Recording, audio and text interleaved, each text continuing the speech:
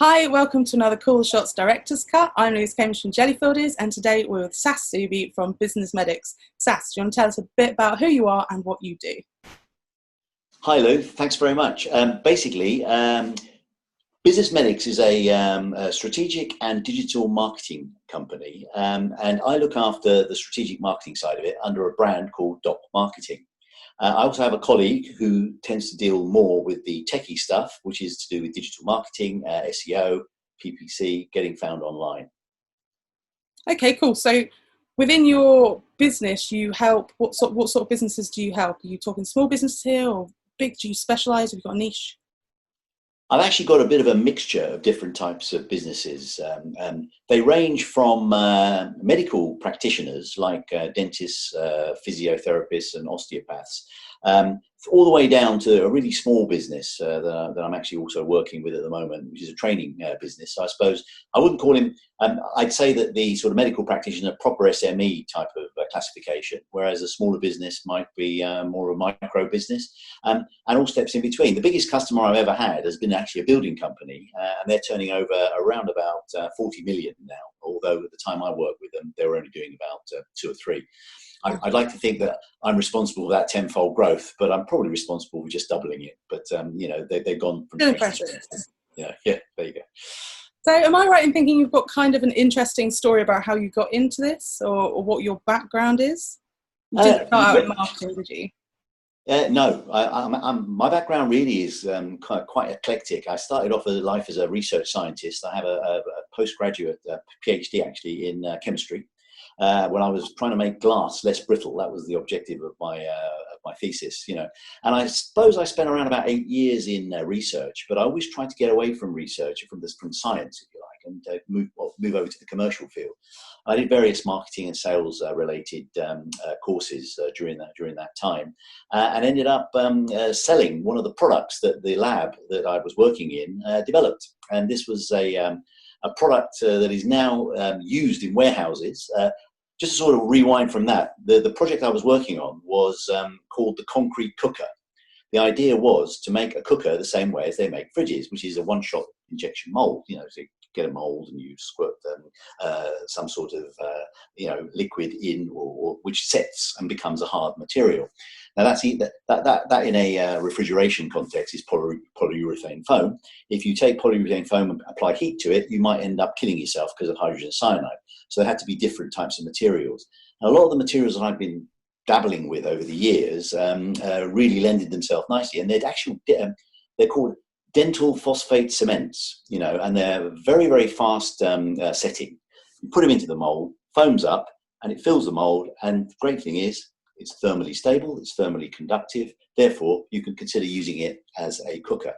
And I worked for Thorn EMI at the time, where they had a number of domestic appliances divisions, and we were funded by their, the brands like Christie Bendix and Parkinson Cowan, who are sadly no longer with us. They've all moved on.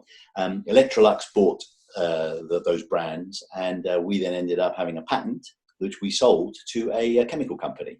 And going right back to the beginning of where I started this conversation, that material, I was one of the sort of marketing and salespeople that enabled it to be sold to a chemical company. They're now used in warehouse spaces to stop pipes from freezing and it's a very, very easy way. In your own house, you've got these little sort of circular pipes that you put round. Well, it's easy to do in a small place, but in an enormous, wide open space, you've got to get up ladders, scaffolding, blah, blah, blah. Whereas here, you just apply, sort of a shotgun approach, cover the pipes, and it doesn't have to be, you just leave it there.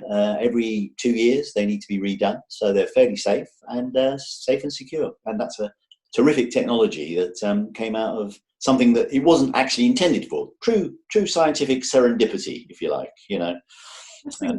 That's crazy. Sorry. So how did you get from that to running your own digital marketing business? The strange story really is that when I actually sold that product, it backfired on me a little bit because I was then in a situation where I could have moved to Birmingham and actually gone and become the marketing manager for that product. I didn't really want to move that. I didn't really want to do that. I wanted to stay where I was, which was down in London. As a result of that, and I stayed with Thorn EMI. Thorn EMI had more or less sold all the domestic appliances divisions that they had by this stage. And all that was left was Ministry of Defence related work. And you can see where this is going. They're materials that have got heat resistance. And I don't think the phrase weapons of mass destruction was a big one in the sort of mid-80s. But that's essentially what I would have ended up working on. I'm not saying I didn't really want to work on them. It just didn't float my boat. It wasn't really sort of what I brought into science for. And I was put on one of these fast track management, fast track to senior management schemes with Thorn. And they offered me this role as within the retail side, because obviously I had a background in white goods and, a lot of TV and video technology. I had an understanding of that. And I moved from actually being a provider of the product to actually their retail arm. And I don't know if you remember, but Thorn EMI had a number of brands like Rumbelows, Radio Rentals, DER, Grenada came afterwards, but there are a whole host of different types of shops, effectively. And I was made a white goods product manager to start with for Rumbelows, and it sort of spawned from there. And I was then spent the next 15 years in retail. Actually, it's more than that, probably 20 years in retail. 5 years with Rumbelows, who then went bust, as I'm sure we all know. I was also the Rumbelows marketing manager for the League Cup, because they actually had sponsorship of the Football League Cup. Right. So I got in between, did a bit of sponsorship type work. So all good experience. Out of town manager as well. I looked after their out of town brands, which was Atlantis and Home Tech at the time. And then I got a really good opportunity through friends who'd left Rumbelows just before their demise to go and work for a company called Courts, who are a furniture retailer in the UK, but overseas had something like 150 stores in 20 different countries, ranging from the Caribbean to the Far East. And I actually had moved into procurement and supply chain logistics by then. That's what I was taken in as a supply chain director. And I set up a couple of supply chains with the view of creating 2 hubs from which stock could go to the various countries. And we went from, first year we turned over around about 100,000. By the time we finished with them, they were doing $100 million US turnover business of stock movements around the world. And the actual retail sales had gone up by 25% because we were finding it a very, very cheap way, much cheaper way. And that, of course, impacts on margin, means you can land your goods a lot cheaper, and so on and so forth. So, but sadly, Courts went the same way as Rumbelows. They went bust as well. Although they're still operating in these countries, they just went bust in the UK. As a result, the consequences were that they ended up, we were retained by the administrator with the view of keeping, helping them sell the crown jewels, which was these overseas companies. And once that happened, I was able to take my redundancy and set up on my own. And I thought, what do I do that resonates with small businesses? And that's I thought, well, I can't do supply chain logistics or procurement or anything like that, because it doesn't really work. Because I sort of joined various networking groups like BNI and stuff at the time, and I realised very quickly that the 2 things that small businesses really understand are finance and marketing, or have a need for. And obviously, finance is not something I have any strength in at all. So I thought I'll give marketing a go, because I'd been doing it maybe on and off for about the last 20 odd years. So I thought I'd start off, and that's how Business Medics started, really, with the view of initially helping anybody who wanted to market their business. And it was very, very micro businesses, some of those tradespeople that you see in BNI and so forth. And gradually it grew to a number. I mean, I did a project for ASDA, which was to do with it was through a contact, really, as a consultancy piece, just to sort of help, the in-store demonstrators that they have. So let's say a new cheese has come out and they want to sort of, it was really a combination of a logistics study as well as a procurement type study and and an in-store experience, how you get on. So it was a little project I did for Asda, which was in the very, very early days. And it got me off to a really good start. And after that, sort of never really looked back, I suppose. It's been helping a whole myriad of, different types of sectors of industry. But the ones I suppose that always gravitate, and this is a really strange thing to admit, actually, Lou, because by calling your company Business Medics seems to have been the reason why a lot of medical companies started, interacting with me or being a part of my door. Wasn't intentional, as I say, scientific background, so I perhaps speak of the lingo a little bit, but that's about as far as it goes. And through that, it's been mainly dentists and physios and osteopaths, as I mentioned earlier, and a few others. And then such an amazing story. And then really, very recently, within the nine months, we've now just created a new brand called Doc Marketing, which is effectively a brand that is designed to do one of three things: either just sort of have a chat about marketing and point you in the right direction, which is like a sort of straightforward roadmap, and that's a fairly cheap and inexpensive way. Just get some advice. We can then take that to the next stage, which is have a proper half-day workshop where we go through the ins and outs of where you are, and point you. It's one stage above a roadmap, yeah. And then there's the proper, full Monty, which is a roadmap, a plan, and some idea of how we can immediately start implementing some of these ideas and making things happen. And it's all about budget. It's all about what you want to do, your vision. Marketing to me, Lou, is all about what is the client's business vision. Because unless they can answer that question, the marketeer has very little to offer. Because it could be anything. If you don't know where you want to go, then you're not going to get there. You're not going to get there, exactly. It could be as varied as someone wants to be 50% market share within the next 2 years, sitting on a yacht in the Bahamas. Drinking pina coladas, and if you want to do that, fine. Got something to work with then. Have you got the money? On the other hand, can I survive the coronavirus? And what do I need to do that? So, but let's not talk about the coronavirus. Sorry, mentioned it once, might have got away with it. Fine. So, when I hear your story, and you've done so many different things, I suppose what is kind of quite evident by the time you get to talking about what you're doing now with digital marketing. It's that every kind of step in your life, you've worked in product, you've worked in logistics, you've worked in sales, you've worked in marketing. All of those different things give you the experience overall to be able to understand the businesses you work with from a whole different range of levels, I suppose. Absolutely, yeah. I think it's a very interesting point you make, actually, because I think one of the things that I think makes me a little bit different to everybody else is I've got all the, I've got the creativity, because obviously I've done quite a lot of creative stuff in my time, including a PhD, which you've got to be reasonably creative to be able to do. But obviously marketing revolves around elements of that, so you've got to come up with ideas. But I've also got, as a result of having done procurement and supply chain and stuff like that, a great deal of numeracy and an ability to plan.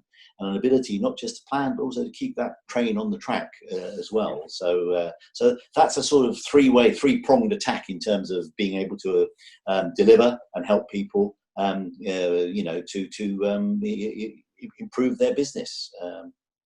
So what inspires you with what you do? The people that you help now, what is it that you get the most enjoyment out of? Is it seeing that level of success change, or? Absolutely. I think there's two things really. First of all, is the first thing I really get a buzz out of is when people, report back that they've suddenly had a twofold increase in the number of clients that are coming in through their doors. That really does turn me on. That gives me a lot of real buzz, and that obviously translates into money in terms of they've spent X with me and hopefully they've got Y out of it because Y is a lot more than what they've spent on me. So I get a real buzz out of that because the big problem people have with marketing, they always see it as a bit of a sort of money pit. They think it's something that they sink their costs into. And I'm sure there are companies out there who they've been sold pups and they've suffered as a consequence of that. I try not to do that. I try not to sort of get involved with people unless I know we've got a good chance of making this work. And sometimes it's a difficult conversation to have with a business owner to say, well, actually, you've got this idea, but the reality is, I don't really think you need to spend that sort of money because you may not get the sort of result that you're anticipating. Let's try this, which is a more stepwise approach. And sometimes you have to manage expectations and you have to keep them down. So that also gives me a great deal of a buzz, because it's being able to persuade people and get them to change their minds in terms of how they do things. And sometimes you have some very uncomfortable conversations as well. But hey, big enough and old enough and ugly enough to take it, I suppose. I mean, I think for us with video, a lot of the times what the difficult conversations we have to have is about whether people's brands are at a position where a video is going to be helpful to them, whether their website is ready to have that on there. A lot of people come and they think a video is going to solve a number of problems for them, but they don't understand that without having the website, optimized, and without having the necessary other things in place, that it's really just kind of a band-aid. It's not going to, it might give you a momentary few views, but beyond that, it's not going to have the longevity that you want. And I think what I've loved working with you over the last few months, on our secret plans that are not yet launched, what I've loved working with you is seeing that the marketing structure that we come into, a very content marketing stuff, and people have seen our YouTube channel and know about the ice cream model and things like that. And then the way that you approach it from an overview point of view fits so nicely together. And I think part of that is because we're coming at it from a very specific expertise in video and animation production and understanding that content. But you've got the experience to overlook it all and to understand where all these jigsaw pieces fit together and look at the large picture. So with that in mind, do you feel that there's perhaps a bit of a problem with the terms of those people that feel marketing is a bit of a black hole of money type thing, that there's perhaps a bit of a problem between the larger marketing companies that are a bit faceless, and when working with individuals like yourself where you're with the expert there and then in the room? Sure. Do you feel that that's like a definite benefit for you, for small businesses? Absolutely, Lou. And I think one of the key points to emphasize here is the personalization element of it, because I think where I feel if I can get to know a business owner and actually find out, number one, what their business vision is and where they want to go, and also find out a little bit more about that person and make sure that they're just not, the vision isn't just about what their expectation is based on other conversations they've had with other similar business. In other words, get to know the person, because it's the person that you can have, that becomes your dough, and they're the people that you can actually need and perhaps get to being able to persuade and cajole and make a difference to people's thinking. That as I said, it really gives me a pleasure. But you can only really do that if you, first of all, if you're able to personalize, and B, if you're given the opportunity to do that. And sometimes you do, and I'm sure you've experienced it in video production. People just put the barriers up and they think, no, sorry, this has gone as far as it can possibly go. It's my way or the highway. So. Yeah, I mean, I think you're right. There's definitely, it's definitely about working with those personalities. But I think one thing that I find is that if you approach it from a concern point of view, then people are more receptive to picking up on those conversations. Right. But I do think that whether you're looking at videos or graphics or copy or basically any content that you can use for marketing yourself, I think that people are always going to want to have a level of control over it, to feel like it's their voice. So it's another big advantage of working with smaller suppliers on those things, is that they can much easier pick up on the client's voice and exacerbate that and talk in those terms. That's very important. Yeah.